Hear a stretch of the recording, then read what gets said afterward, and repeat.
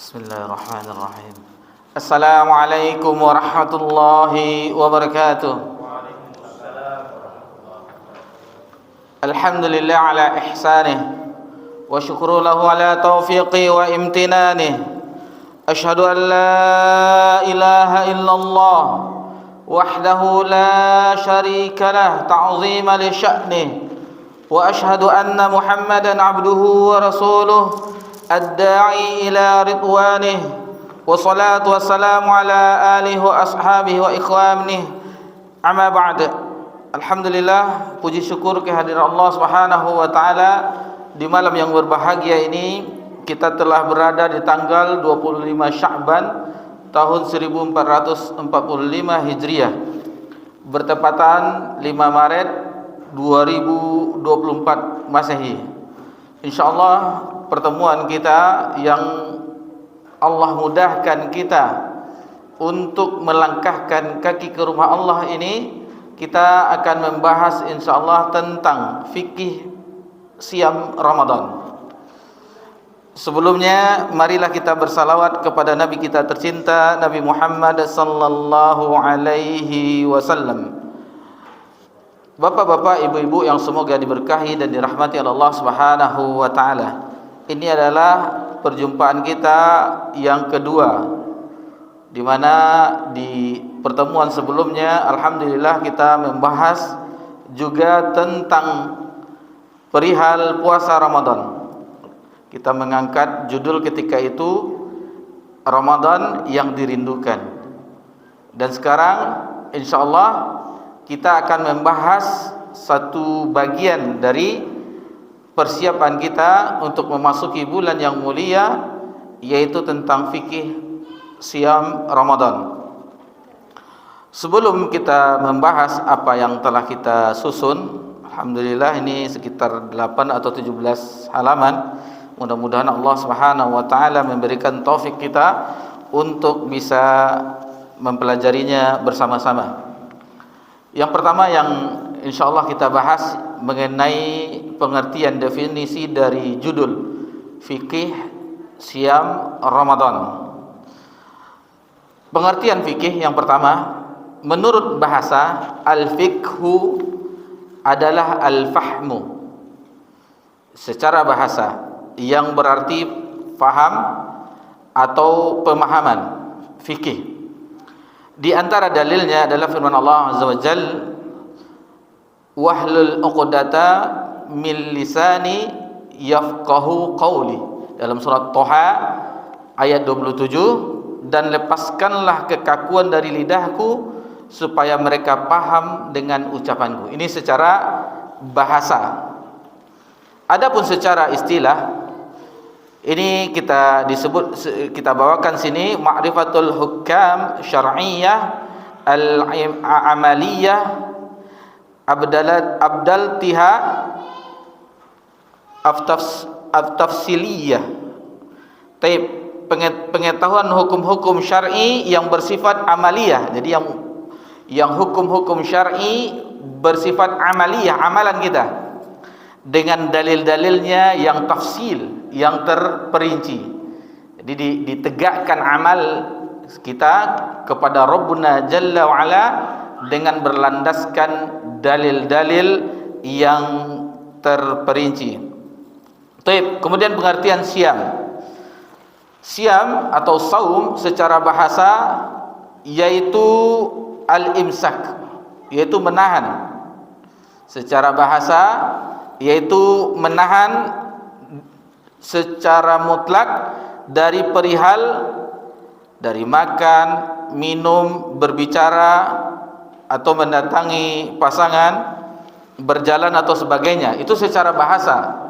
Adapun secara istilah di halaman berikutnya, yaitu menahan diri dari segala sesuatu yang dapat membatalkan puasa selama sehari penuh, dimulai dari terbitnya fajar. Fajar sini fajar shadiq, karena ada fajar kadzib yang cahayanya masih garis lurus, itu belum masuk waktu fajar. Adapun fajar shadiq, yang fajar yang kedua, itu sudah menerangi ufuk, yang dimulai dengan azan subuh. Jadi hingga terbenamnya matahari, hingga terbenamnya matahari. Itu secara istilah. Jadi tentang fikih, tentang siam atau saum, alhamdulillah kita telah mengetahuinya. Lalu tentang Ramadan, kita mengetahui bulan Ramadan. Apa itu bulan Ramadan? Maka kita ambil di sini salah satu ungkapan dari ulama kita, yaitu Al-Hafiz Ibnu Katsir rahimallahu taala di dalam tafsirnya ketika mendefinisikan bulan Ramadan. Ramadan itu apa? Jadi di sini Ramadan itu min syiddatir ramda. Ramda yaitu kata Ramadan diambil dari kata ar-ramda. Wahwal hur, karena kondisi yang sangat panas. Jadi bulan Ramadan itu memang kondisinya panas. Yuqalu ramidatil fisal idza atishat.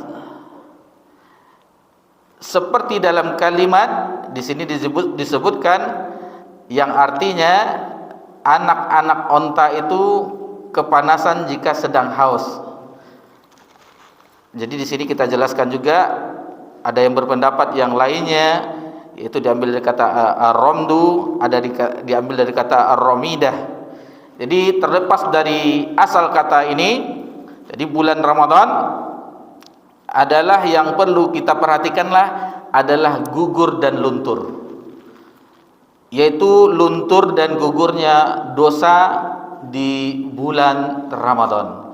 Dari definisi ini maka kita ketahui bahwasanya bulan Ramadan adalah sebagaimana diungkapkan oleh Al-Qurtubi di bagian akhirnya, dinamakan bulan Ramadan li'annahu yarmadu dzunub ay yuharrikuha bil a'malis shalihat, yaitu karena menggugurkan atau membakar dosa-dosa dengan amal soleh.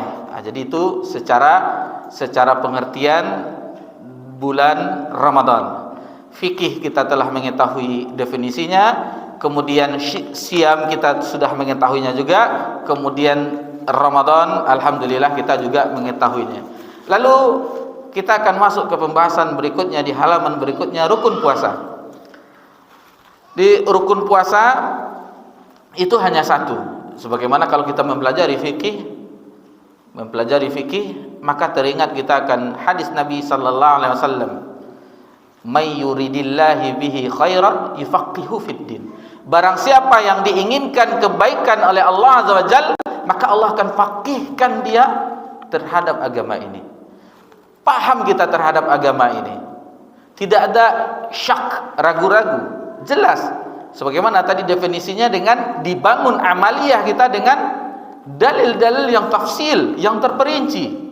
Jadi amalan kita bukan dibangun dengan keraguan atau perkataan ini, perkataan itu, tetapi dalil, nas, jelas bahwa inilah yang diamalkan Nabi kita tercinta, Nabi Muhammad sallallahu alaihi wasallam. Puasa ada juga rukunnya, sebagaimana salat ada rukunnya. Kita mengetahui rukun salat, takbiratul ihram termasuk rukun, baca Al-Fatihah termasuk rukun, sujud dan yang lainnya. Ada sekitar 13 rukun salat. Begitu juga dengan puasa ada rukunnya juga. Rukunnya cuma satu, yaitu menahan dari dua syahwat, yaitu menahan dari perut dan kemaluan. Berarti menahan dari yang membatalkan, dari makan, minum, mendatangi istri di siang hari bulan Ramadan, mulai dari terbit fajar sampai terbenamnya matahari. Kemudian kita bahas ke pembahasan berikutnya, macam-macam puasa. Macam-macam puasa. Puasa ada 4 macam. Yang pertama puasa wajib, di antaranya yang insyaallah kurang dari 1 pekan kita memasukinya, yaitu puasa Ramadan. Kemudian puasa kafarat. Kafarat bagi orang yang membayar denda.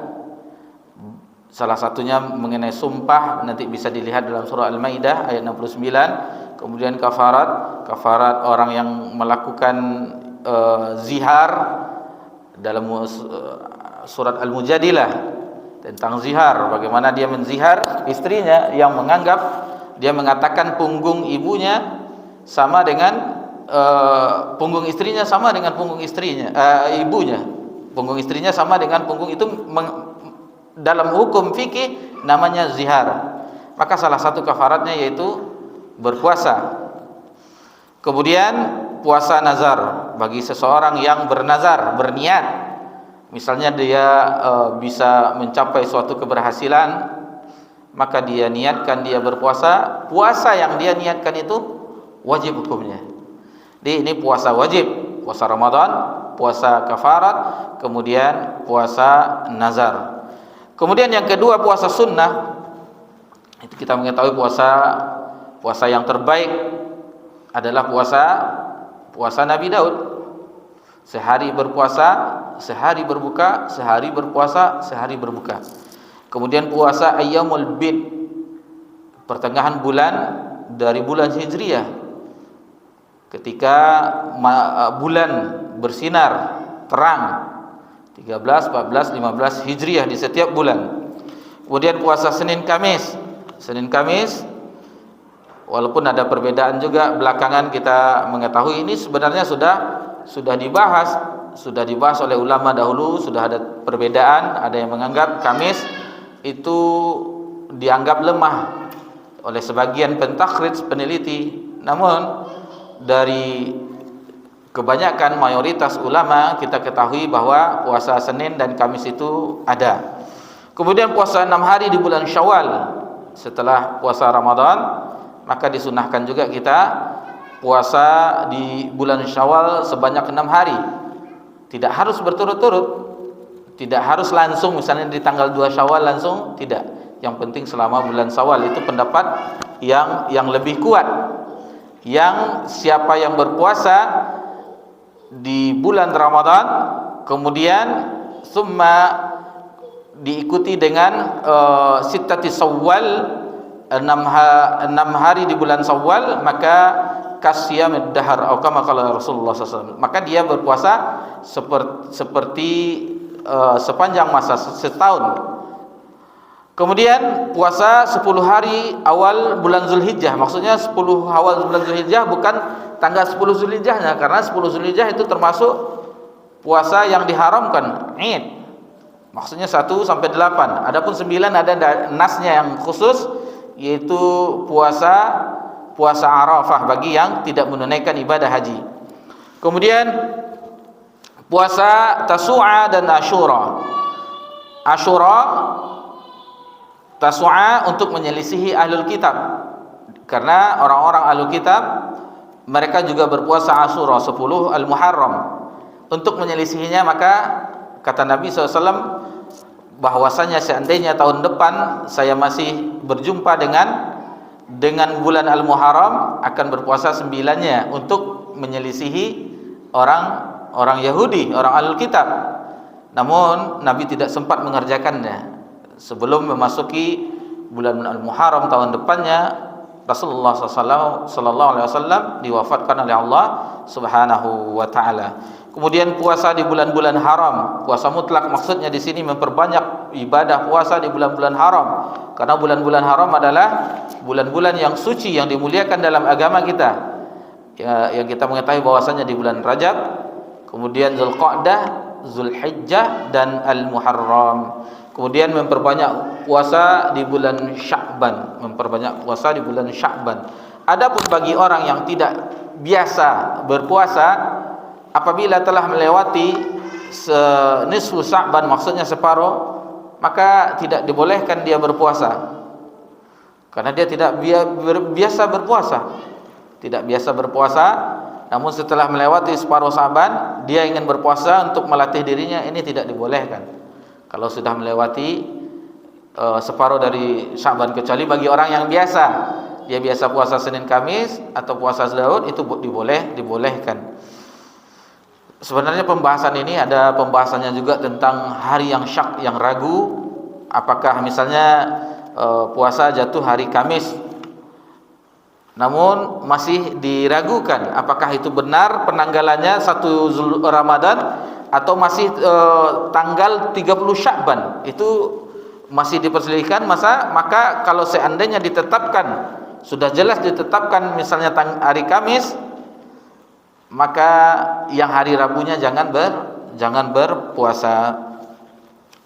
Kemudian keutamaan puasa, pembahasan kita. Jadi masalah fikih sebenarnya kita mengulang-ulang pelajaran, namun alhamdulillah dengan mengulang ini kita menjadi fresh kembali, sehingga insyaallah beberapa hari ke depan kita bisa mengingat pelajaran kita dan kita memasuki bulan Ramadan dengan pengetahuan, dengan ilmu.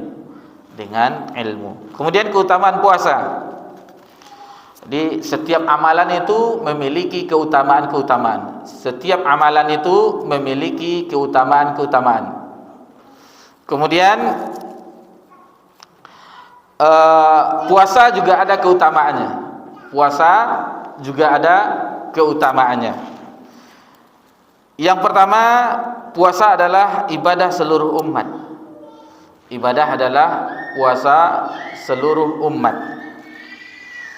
Dalilnya adalah firman Allah Subhanahu wa taala dalam surah Al-Baqarah ayat 183, dan kita ini alhamdulillah menghafalnya karena ini sering dibawakan oleh mubaligh dai di setiap kajian-kajian di tarawih. Karena kebiasaan kita di negeri kita, setelah Isya mau tarawih itu biasanya ada kultum, ada pengajian, dan ayat ini senantiasa dibawakan dalam surah Al-Baqarah ayat 183. Ya ayyuhalladzina amanu, wahai orang-orang yang beriman, dikatakan oleh Abdullah bin Mas'ud radhiyallahu anhu, apabila kita mendengar nida, panggilan wahai orang-orang yang beriman, maka pasanglah pendengaran, kata Abdullah bin Mas'ud radhiyallahu anhu. Karena setelah panggilan tersebut biasanya ada perintah yang wajib untuk diamalkan dan larangan yang wajib untuk ditinggalkan. Adapun di sini yaitu kutiba alaikumussyam, diwajibkan atas kamu berpuasa. Kama kutiba alal ladzina min qablikum la'allakum tattaqun, sebagaimana diwajibkan atas orang-orang sebelummu agar kamu menjadi hamba yang bertakwa. Kemudian yang kedua, di antara keutamaan puasa, bahwasanya puasa itu pelebur dosa dan kesalahan. Hadis dari sahabat yang mulia Abu Hurairah radhiyallahu anhu, Abdurrahman bin Sakhar ad-Dausi, Rasulullah sallallahu alaihi wasallam bersabda, "Man shoma ramadhana imanan wa ihtisaban, ghufira lahu ma taqaddama min dzambihi." Barang siapa yang berpuasa Ramadan dengan iman, perhatikan di sini dengan iman. Yang tadi ayat sebelum ini kita bacakan dalam surah Al-Baqarah ayat 183, yang dipanggil juga orang yang beriman. Bukan dipanggil ya ayyuhan nas atau ya ayyuhal muslimun, tetapi orang yang beriman. Panggilan khusus. Memang ini semua untuk orang seluruh umat, kaum muslimin dan muslimat, tetapi terkhusus bagi orang yang beriman. Karena yang mau mengamalkan biasanya orang yang ada keimanan di dalam hatinya. Adapun orang Islam di KTP-nya itu banyak yang tidak mau berpuasa. Banyak yang tidak mau berpuasa.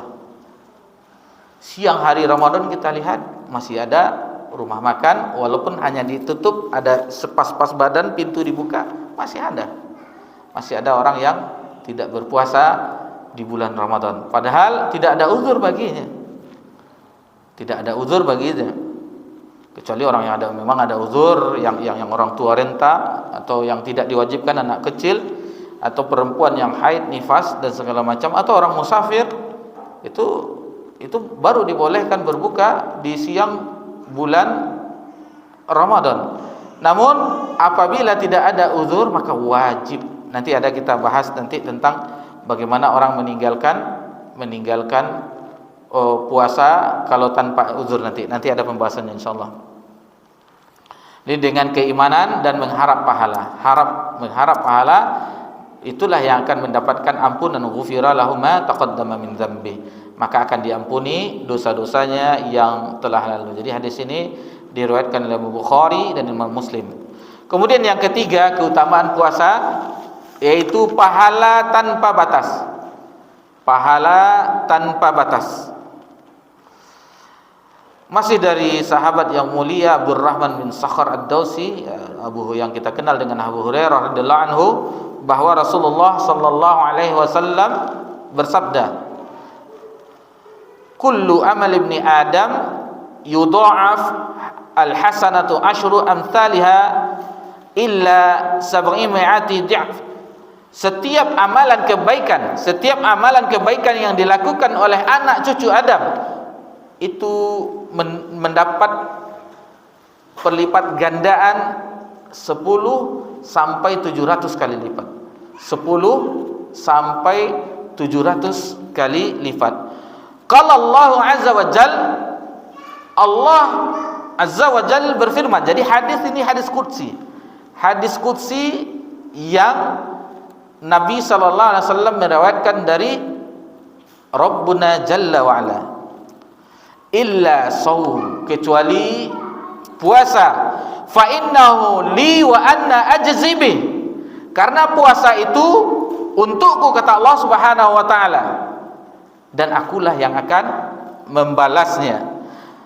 Yada'u syahwatahu wa ta'amahu min ajli siyami farhatan. Jadi di sini pertama dia meninggalkan syahwatnya dari makanan dan minuman, dari makanan, min ajli, dan di antara lisaim, orang yang berpuasa, farhatan, mendapatkan dua kebahagiaan. Farhatun inda fitri, kebahagiaan ketika dia berbuka. Orang yang berpuasa ketika berbuka mendapatkan kebahagiaan. Kemudian wa farhatun inda liqa'i rabbih, dan kebahagiaan yang kedua bagi orang yang berpuasa adalah ketika dia berjumpa dengan Rabb-nya di akhirat kelak. Wal khulufu fihi atyabu indallahi min rihil misk. Adapun aroma bau mulut orang yang berpuasa itu lebih wangi di sisi Allah Azza wa Jal daripada aroma kasturi. Nah, jadi aroma bau mulut orang yang berpuasa di sisi Allah itu lebih wangi daripada aroma kasturi. Kalau bagi kita itu orang yang berpuasa karena sudah seharian tidak ada melewati rongga, maka akan naik asam lambungnya, sehingga bagi kita aromanya kurang sedap. Namun di sisi Allah Azza wa Jal itu lebih wangi daripada aroma kasturi. Waktu masuk azan. Oh itu tadi. Masya Allah, pakai tandanya. Kemudian yang keempat, memberi syafaat pada hari kiamat. Memberi syafaat pada hari kiamat. Di hadis ini dari Abdullah bin Amr bin Al-As radhiyallahu anhuma, bahwa Nabi sallallahu alaihi wasallam bersabda, "As-siyamu wal Qur'anu yashfa'ani lil 'abdi yaumal qiyamah." Puasa dan Al-Qur'an, kedua ini akan bisa memberikan syafaat bagi seorang hamba di hari kiamat. Yaqulus siyam, berkata puasa, ay Rabb, mana'tuhu ta'am wa syahwatan bin nahar. Jadi puasa nanti di akhirat membela pelakunya. Dia akan berkata kepada Allah Azza wa Jal bahwasanya dia telah menahan hamba tersebut dari makan di siangnya. Lalu dia memintakan syafaat kepada Allah, fasyafi'ni fi. Jadi dimintakan syafaat oleh puasa tersebut bagi orang yang berpuasa ketika di dunia. Dan bagi yang belajar kitab tauhid di mushola kita, alhamdulillah kita telah melewati pelajaran syafaat. Ada syarat-syaratnya. Tidak semuanya bisa memberi syafaat. Memang para nabi, malaikat, orang-orang soleh itu bisa memberi syafaat, tetapi ada syaratnya. Ada syaratnya. Syarat yang utama, yang pertama yaitu harus dengan izin Allah Azza wa Jalla. Nabi sallallahu alaihi wasallam, Nabi Muhammad sallallahu alaihi wasallam tidak bisa memberi syafaat sebelum izin dari Allah Azza wa Jalla. Kemudian yang kedua, yang Allah ridhoi. Dalam surah dalam ayat kursi, ayat yang paling mulia di dalam Al-Qur'an, la yashfa'u indahu illa biizni. Jadi tidak ada yang beri syafaat kecuali dengan izin Allah Azza wa Jalla. Kemudian yang diridhoi oleh Allah, yang diizinkan oleh Allah dan diridhoi oleh Allah Azza wa Jalla. Kemudian begitu juga berkata Al-Qur'an, yaqulul Qur'an mana'tuhun naum bil lail. Jadi Al-Qur'an pun berkata kepada Allah Azza wa Jalla, memberi persaksian di akhirat kelak bahwasanya Al-Qur'an telah menahannya dari tidur di malam hari. Jadi sama juga dia minta syafaat juga kepada Allah Subhanahu wa taala. Maka keduanya ini Allah izinkan untuk memberi syafaat bagi orang yang berpuasa dan bagi orang yang membaca Al-Qur'an. Maksudnya di malam di sini yaitu orang yang dia malam bangun salat malam lalu membaca Al-Qur'an. Adapun yang hari-harinya itu alhamdulillah itu suatu yang keutamaan juga, tetapi di sini disebutkan yang lebih afdolnya. Walaupun di setiap saat boleh kita membaca Al-Qur'an, tetapi ini agak spesifik, yaitu di malam hari di mana manusia tertidur, dia bangun dan membaca kalamullah, Taib. Kemudian hikmah dan syarat-syarat puasa. Ini disebutkan di antara hikmahnya yaitu membentengi jiwa, raga, nafsu syahwat yang selalu mengarah keburukan. Karena innan nafsa la amaratu bisu. Sesungguhnya nafsu itu mendorong kepada keburukan. Di dalam surah Yusuf. Ini adalah salah satu hikmahnya puasa, mengekangnya. Dia akan menahannya. Itu makanya Nabi SAW yang kita bawakan hadisnya di sini berpesan, memberi wasiat kepada para pemuda, ya ma'syaral syabab, wahai para pemuda, man istata'a minkum alba'ah, barang siapa di antaramu yang telah sanggup untuk menikah, maka faltazawwaj, maka menikah.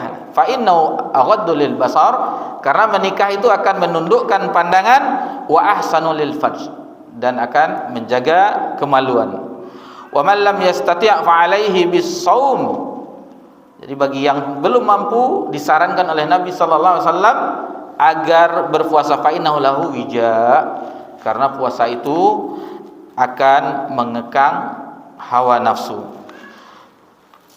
Di sini kita sebutkan sedikit bagaimana prosesnya menekan rasa haus, lapar, juga dari segi sosial akan merasakan bagaimana orang yang ditakdirkan miskin yang tidak makan. Terlebih sekarang kita semuanya menjerit, beras mahal katanya. Ada sebagian kaum muslimin yang mungkin di negeri kita alhamdulillah tidak terlalu, tapi kita saksikan di berita-berita di negeri yang lain sampai antrian beras murah. Alhamdulillah kita di sini tidak seperti itu, tapi kita lihat di bagian negeri kita ada yang berdesak-desakan. Dan kita merasakan bagaimana si miskin, si fakir yang tidak makan. Alhamdulillah bagi yang bisa sarapan pagi, bisa makan siang, makan sore atau malam, alhamdulillah. Terkadang ada orang yang tidak makan, hanya makan sekedarnya saja. Jadi kita merasakan bagaimana dari segi sosialnya, kita merasakan bagaimana orang-orang yang ditakdirkan tidak mampu, tidak makan sebagaimana orang yang sanggup 3 kali sehari untuk makan.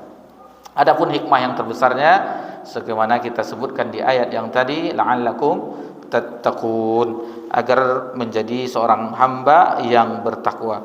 Adapun hikmah puasa yang dari segi medis atau kedokteran kesehatan, seperti bisa menyehatkan badan, mengganti sel-sel yang telah rusak, lalu metabolisme yang lain-lain yang segala macamnya, istilah kesehatan itu bukan jadi tujuan utama, atau diet segala macam itu bukan tujuan utama, itu tujuan sampingan. Yang utamanya yang tadi, hikmahnya agar menjadi hamba yang bertakwa.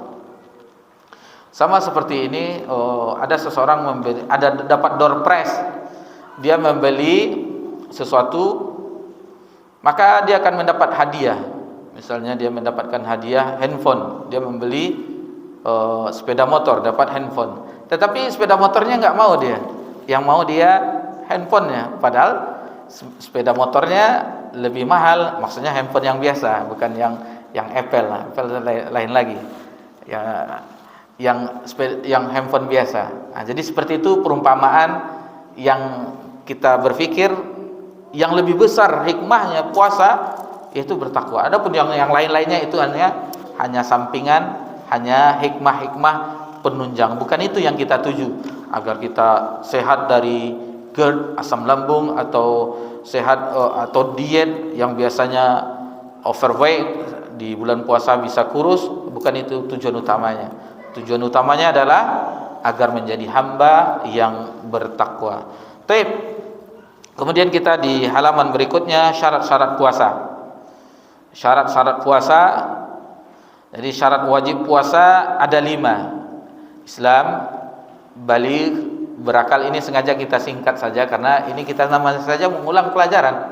Kalau mengulang kan tidak seperti kita mulai belajar. Jadi kita ingat kembali, mengingat pelajaran kita yang lama. Islam, baligh, berakal, berkemampuan untuk berpuasa atau sehat, kondisi sedang mukmin, mukim, bukan salah baca kita. Mukim dan tidak safar. Nah, jadi itu bagi orang yang diwajibkan. Adapun syarat sahnya, jadi tadi syarat wajib, ini syarat sah, yaitu niat. Dan bagi kaum muslimah mukminah, yaitu suci dari haid dan nifas sepanjang hari ia berpuasa. Kalau untuk muslimah ini banyak pelajarannya. Ada darahnya pun bermacam-macam, ada istihadah, ada ini. Lalu bagaimana seandainya dia berhenti haidnya di tengah malam, apakah dia sudah bisa untuk besok harinya? Ini kaum muslimah lebih tahu, harus mencek di setiap waktu sholat. Kadang dia berhentinya di waktu maghrib. Seandainya di antara maghrib isya masih ada waktu, dicek. Ibu-ibu tahu itu. Berarti dia mandi janabah, sholat maghrib. Jadi harus sering dicek. Apalagi dia biasanya 6 hari, maka di hari yang kelima harus dicek sesuai dengan kebiasaan. Dan masih banyak hukum-hukum tentang wanita. Terkadang wanita ada yang subur 7 tahun, 8 tahun tidak pernah puasa karena hamil, menyusui, hamil, melahirkan, menyusui, hamil, melahirkan, menyusui. Susun paku anaknya. Kapan dia puasa? Ada yang seperti itu. Harus diketahui oleh kaum muslimah. Bagaimana? Jadi kalau tidak sanggup maka membayar fidyah. Baik. Kemudian puasa Ramadan. Kita masuk ke pembahasan puasa Ramadan. Ini ada histori kita bawakan di sini bagaimana pensyariatan puasa Ramadan awalnya. Jadi puasa Ramadan disyariatkan setelah pengalihan kiblat dari Baitul Maqdis ke Ka'bah. Itu selama lebih kurang 17 bulan Nabi SAW salat arahnya ke Baitul Maqdis, Masjidil Aqsa. Kemudian pada tanggal 10 Sya'ban di tahun kedua Hijriah. Jadi 1,5 tahun lebih kurang setelah itu Nabi hijrah dari Mekah ke Madinah, meninggalkan tanah kelahirannya, meninggalkan seluruhnya untuk melaksanakan perintah Allah Azza wa Jalla ke Madinah, ke Yathrib ketika itu, sebelum dinamakan dengan Madinah. Maka setelah itu baru Nabi sallallahu alaihi wasallam di tahun kedua itu diwajibkan ada perintah untuk berpuasa. Jadi Nabi sallallahu alaihi wasallam, Nabi kita tercinta sallallahu alaihi wasallam itu dia puasa sebanyak 9 kali Ramadan. Karena beliau di tahun ke-11-nya wafat. Di tahun kedua Nabi diwajibkan dan kaum muslimin di tahun ke-11 wafat. Berarti cuma 9 kali Nabi SAW mendapati puasa di bulan Ramadan. Adapun puasa yang awalnya diwajibkan yaitu puasa Asyura dan Ayyamul Bid. Jadi puasa Asyura sebelum difardukan ada perintah wajibnya puasa Ramadan, itu Asyura itu wajib. Puasa Asyura itu wajib hukumnya. Tapi setelah ada perintah puasa Ramadan wajib 1 bulan, maka puasa Asyura itu menjadi sunnah. Kemudian kita ke pembahasan berikutnya, keistimewaan bulan Ramadan. Ini ada beberapa keistimewaan bulan Ramadan. Yang pertama, bahwasanya puasa di bulan Ramadan itu termasuk rukun Islam. Jadi puasa Ramadan itu bukan ibadah yang biasa-biasa, ibadah yang istimewa, ibadah yang spesial, termasuk dari rukun Islam yang 5. Jadi harus kita hadiri di dalam hati kita, oh ini bukan ibadah sembarangan, ini ibadah termasuk rukun-rukun tonggak yang itu akan membangun agama kita, yang akan mengokohkan agama kita. Hadis dari sahabat yang mulia Ibnu Umar radhiyallahu anhu, "Bunya Islamu ala khams." Sesungguhnya Islam itu dibangun atas 5 perkara. Syahadati an la ilaha illallah wa anna Muhammadar Rasulullah, syahadatain, wa iqamis shalah, mendirikan salat, wa itaiz zakah, menunaikan zakat, wa hajjil bait, haji ke Baitullah, wa shaumi Ramadan, dan puasa di bulan Ramadan. Ketika hadis ini ditanyakan oleh tabi'in kepada Ibnu Umar, kenapa urutannya seperti itu? Inilah amanah. Kata Ibnu Umar, itulah yang saya dengar dari Nabi sallallahu alaihi wasallam. Memang ada riwayat yang lain bahwasanya puasa Ramadan itu ada urutan yang ketiga, ada urutan yang keempat. Kalau di sini diakhirkan, lafaznya wa shaum Ramadannya diakhirkan. Sehingga bertanyalah sahabat tabi'in, generasi tabi'in yang belajar kepada sahabat, mengapa begitu? Itulah yang saya dengar dari Nabi sallallahu alaihi wasallam. Baik, hadis ini sahih diriwayatkan Imam Bukhari dan Imam Muslim. Kemudian yang kedua, bahwasanya bulan Ramadan yaitu bulan diturunkannya Al-Qur'an. Bapak-bapak, ibu-ibu yang semoga diberkahi dan dirahmati oleh Allah Subhanahu wa taala, dari sini kita ambil yang bagian atas itu dari perkataan Ibnu Abbas radhiyallahu anhu, bahwasanya Al-Qur'an pertama kali turun dari Lauh Mahfuz ke Baitul Izzah, langitnya dunia itu di bulan Ramadan itu sekali turun. Baru selama 23 tahun berangsur-angsur dari Baitul Izzah, malaikat Jibril berangsur-angsur sesuai dengan hukum-hukum yang dibutuhkan ketika itu. Misalnya yas'aluna 'anil anfal, yas'alunaka 'anir ruh. Ada yang bertanya, maka turunlah firman Allah Subhanahu wa taala menjelaskan. Jadi sesuai dengan kebutuhan-kebutuhan beransur-ansur. Baik, kita azan dulu. Insyaallah setelah azan kita lanjutkan dengan cepat tentunya, ini masih banyak yang tersisa insyaallah.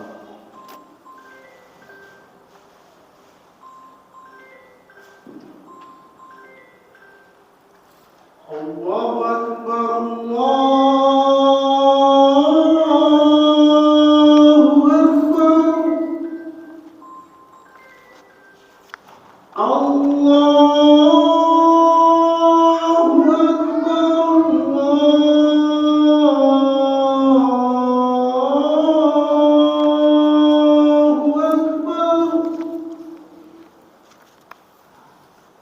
أشهد أن لا إله إلا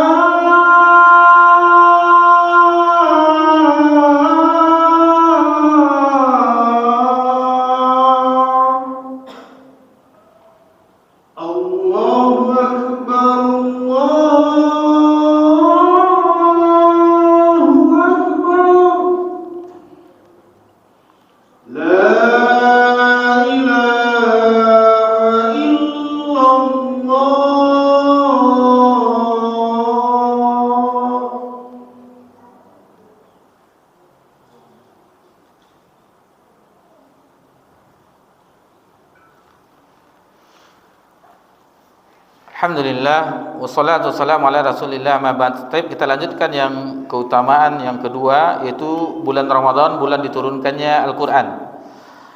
Dalilnya firman Allah Subhanahu wa taala dalam surah Al-Baqarah ayat 185, "Syahrul Ramadan alladzi unzila fihi Al-Qur'an." Bulan Ramadan adalah bulan yang di dalamnya diturunkan Al-Qur'an.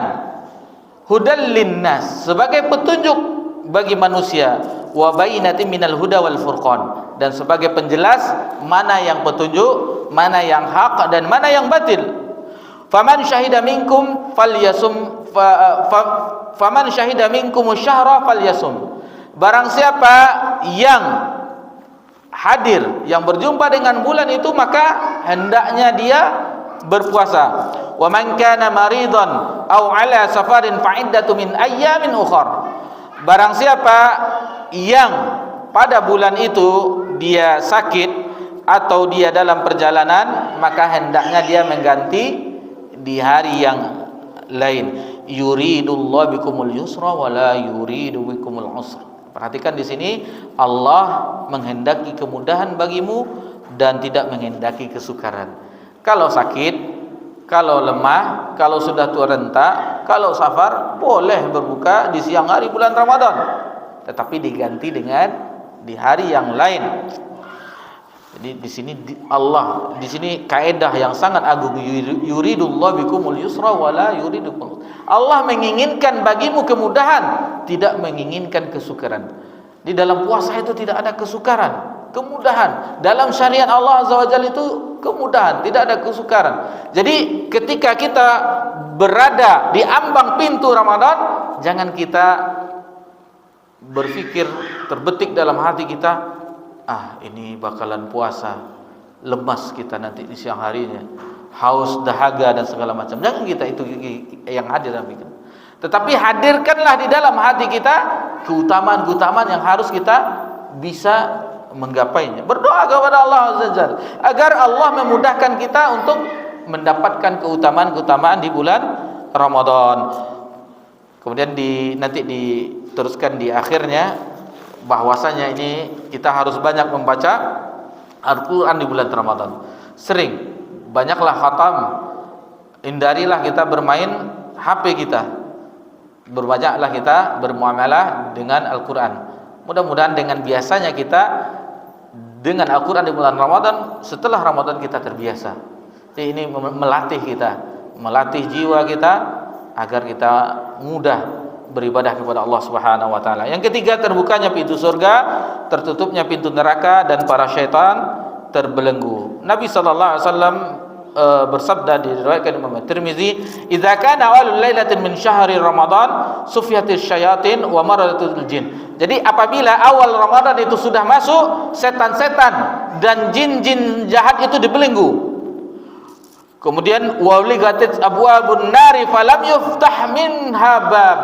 Tidak ada dan pintu-pintu neraka itu tertutup, tidak ada satupun pintunya yang terbuka. Wa futatit abwabul jannah falam yughlaq minha bab. Dan pintu-pintu surga terbuka, tidak ada satupun pintu yang tertutup. Wa yunadi munadin, ya baghiyal khair aqbil. Dan maka datanglah malaikat menyeru, wahai yang menginginkan kebaikan, sambutlah. Wa ya baghiyal syarr aqsir, wahai orang-orang yang berbuat jahat, berhenti. Ini bulan bukan bulan untuk bermaksiat, tetapi bulan untuk beribadah kepada Allah Azza wa Jal. Kemudian walillahi utaqa'u minan nar, dan Allah membebaskan hambanya dari siksaan api neraka. Wa dzalika kulla lailah, itu setiap malamnya. Setiap malamnya Allah membebaskan hambanya di bulan Ramadan dari neraka. Maka itulah yang harus kita upayakan, itu yang harus kita capai.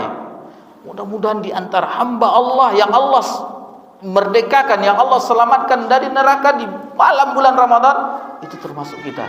Itu harus kita semangat. Ini bukan bulan bersantai-santai. Orang yang lapar, orang yang haus, orang yang mengantuk, yang puasanya puasa siang hari tidur, malam hari begadang, tidak. Tetapi siang malamnya beribadah kepada Allah Subhanahu wa taala. Tentu ada untuk jasad istirahat, tetapi bukan seperti di hari-hari yang biasa. Ini hari, istilahnya hari bertempur kita, hari perlombaan yang bergengsi, yang tadi hadiahnya, hikmahnya yang terbesar adalah agar menjadi hamba yang bertakwa. Kemudian yang keempat, pada malam harinya disunatkan untuk sholat tarawih. Man qama ramadhana imanan wa ihtisaban ghufira lahu ma taqaddama min dzambi. Itu ada 3 riwayat yang sama. Kemudian yang tadi man shoma ramadhana imanan wa ihtisaban. Kemudian man qama ramadhana imanan. Kemudian man qama lailatul qadar. Barang siapa yang menegakkan Lailatul Qadar. Yang kelima, pahala dilipat gandakan, dan hadis ini telah kita singgung tadi di sebelumnya, bahwasanya kullu amal ibni Adam yudha'af hasanatu asyra amsalihha. Setiap amalan anak Adam itu 10 lipat sampai 700 kali lipat kecuali puasa. Karena puasa itu kata Allah, li, untukku, wa ana ajzi bih, dan aku yang akan membalasnya. Kemudian yang keenam, keutamaan bulan Ramadan, yaitu ada malam Lailatul Qadar. Di sini kita bawakan di dalam surah Al-Qadar ayat 1, inna anzalnahu fil lailatul qadr wa ma adraka ma lailatul qadr lailatul qadri khairum min alfi syahr tanazzalul malaikatu war ruhu fiha biizni min kulli amr salamun hiya hatta matla'il fajr. Jadi khairum min alfi syahr, lebih baik daripada 1000 bulan. Kemudian yang ketujuh, dikabulkan doa. Allah Subhanahu wa taala berfirman. Jadi kalau kita lihat ayat-ayat yang di dalam surah Al-Baqarah berkenaan dengan puasa, dimulai dalam surah Al-Baqarah ayat 183 sampai 187, itu berkenaan tentang puasa. Lalu di ayat 186 diselipkan doa, tentang doa. Wa iza sa'alaka ibadi anni fa inni qarib. Apabila hambaku bertanya kepadaku tentang aku, kata Allah Azza wa Jalla, katakanlah aku dekat. Ujibu da'watad da'i idza da'an. Allah akan mengabulkan doa orang yang berdoa kepada Allah Subhanahu wa taala. Kemudian hadis dari Anas bin Malik radhiyallahu anhu bahwa Nabi sallallahu alaihi wasallam bersabda, "Salatu da'watin la turaddu da'watul walidi wa da'watus shaimi wa da'watul musafir." Jadi ada 3 doa yang tidak ditolak oleh Allah Azza wa Jalla. Kemudian yang pertama doa orang tua kepada anaknya, kemudian doa orang berpuasa, kemudian doa orang musafir. Lanjut. Kemudian yang ke-8, pada bulan ini terjadi peristiwa besar dan kemenangan kaum muslimin, yaitu perang Badar. Jadi perang Badar itu terjadi pada bulan Ramadan di tahun kedua Hijriah. Di bulan Ramadan Allah berikan kemenangan setelah Nabi sallallahu alaihi wasallam dan kaum muslimin bersabar di Mekah. Setelah itu 13 tahun, di Madinah 2 tahun, baru Allah berikan kemenangan. 15 tahun dengan kesabaran Allah berikan kemenangan pada peristiwa perang Badar. Kemudian yang ke-9 terjadinya peristiwa Fathu Mekah di tahun ke-8 Hijriah, yang mana di tahun sebelumnya Nabi SAW tidak diizinkan untuk umroh yang kita kenal dengan perjanjian Hudaybiyah.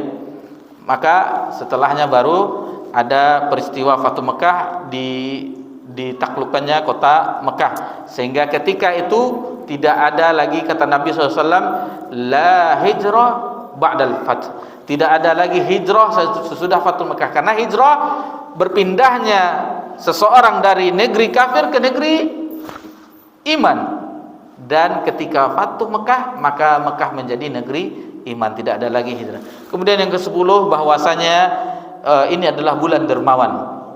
Abdullah bin Abbas radhiyallahu anhu berkata, kana Nabi sallallahu alaihi wasallam ajwadan nas, adalah Nabi sallallahu alaihi wasallam adalah manusia yang paling dermawan. Wajwadu ma yakunu fi Ramadan, dan Nabi sallallahu alaihi wasallam lebih dermawan di bulan Ramadan. Hina yalqahu Jibril, ketika berjumpa dengan Jibril. Wa kana Jibrilu alaihi salam yalqahu fi kulli lailah. Jadi Nabi Jibril bertemu dengan Nabi SAW setiap malam di bulan Ramadan. Fayudarisuhul Quran, itu tadarus Al-Quran. Fala Rasulullah sallallahu alaihi wasallam ajwadu bil khair minar rihil mursalah. Jadi Nabi SAW itu dermawannya dengan kebaikannya itu lebih